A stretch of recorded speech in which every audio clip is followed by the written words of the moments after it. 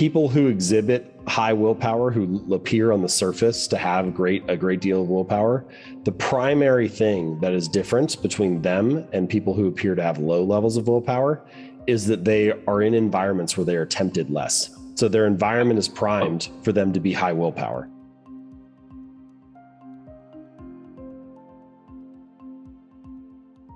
I like to divide habits into 4 different stages, 4 steps. And I think if you understand those 4 steps, then you not only get like what a habit is from a scientific standpoint, you understand like how the process works.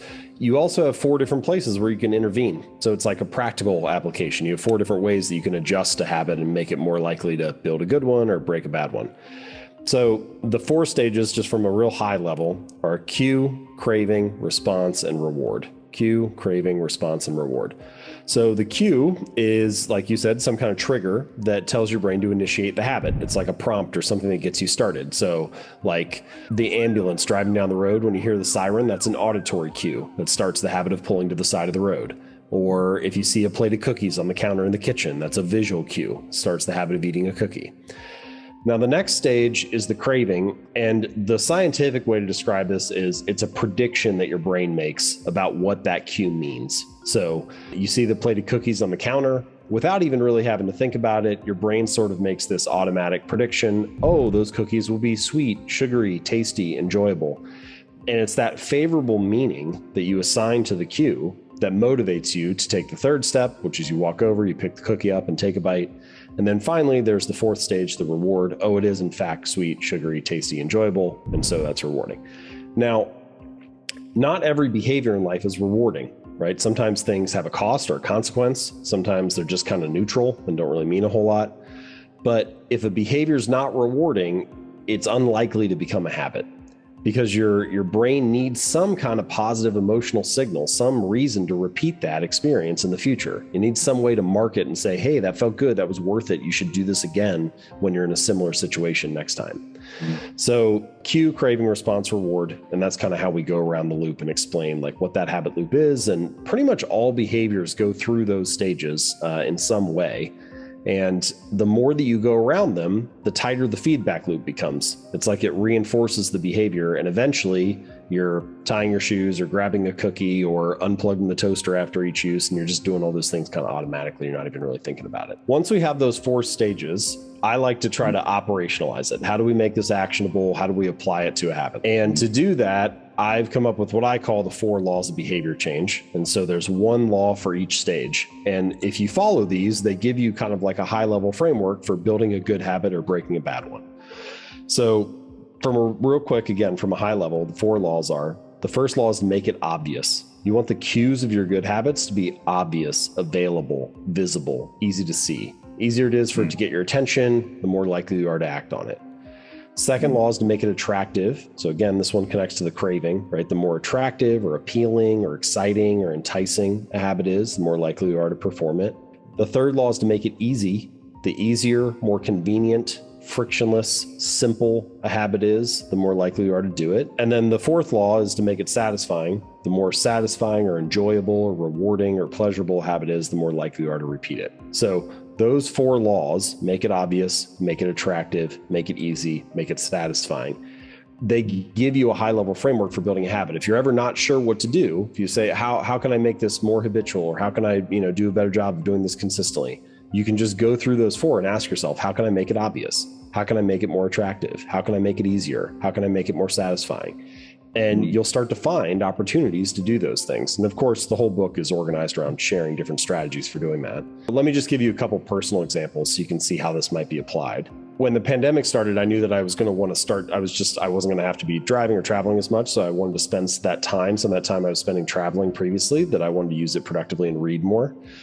So I opened up my phone and I downloaded Audible for audiobooks, and I moved the app to the first screen on my phone. I moved all the other apps to the second screen. So the only thing I saw when I opened my phone up was Audible. Now, that's a very small thing, does not radically transform your behavior, but it was a way of making reading more obvious, right? So that's the first law, making it obvious. Let me get it in front of me. I also sprinkled books kind of around the house or on my desk. Like I have 3 on my desk right now. I have a couple, by the bed. I've got a couple in the living room. And the point for me was I never wanted to be far from a good idea. Like I always wanted to be kind of surrounded by something that was interesting or useful to read. And odds are it's more likely that I pick it up and take a look at it. On the flip side, this also applies, this first law of making it obvious. It also applies to many of the bad habits that we have. So, for example, a lot of people feel like they watch too much television, but walk into any living room. Where do all the couches and chairs face? It's like, what is this room designed to get you to do? And so I think the question that you can ask yourself for this first law on making your habits obvious is, what does this space encourage, right? What behavior is encouraged in this area?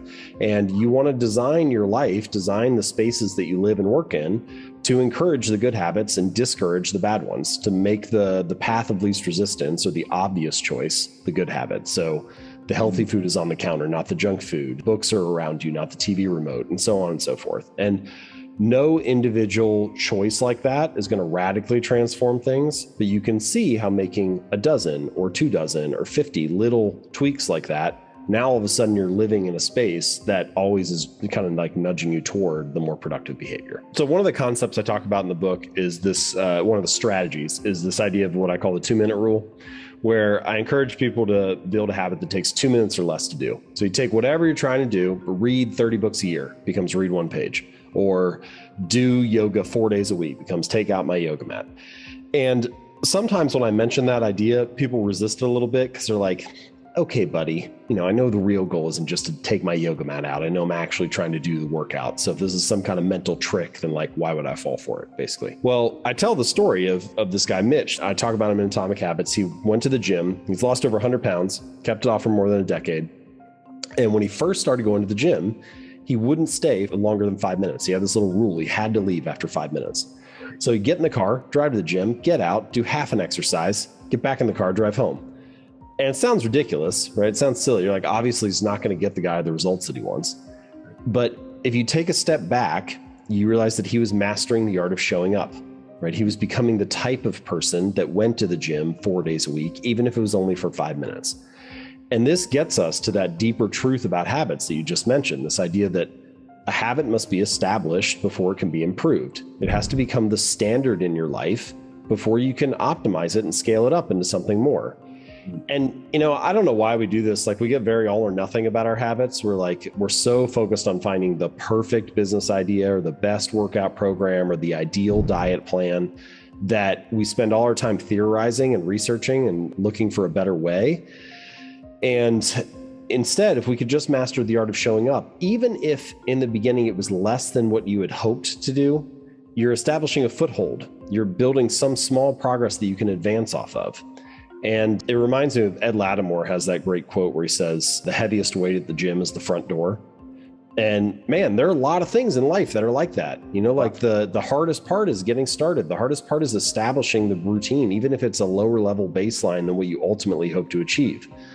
But the reality is, if you can't become the type of person who masters the art of showing up, even if it's just for 5 minutes, then it doesn't matter how good the plan is. It doesn't matter how great your theory is. And so I think the 2-minute rule pushes back on that perfectionist tendency a little bit and just encourages you to master the art of showing up.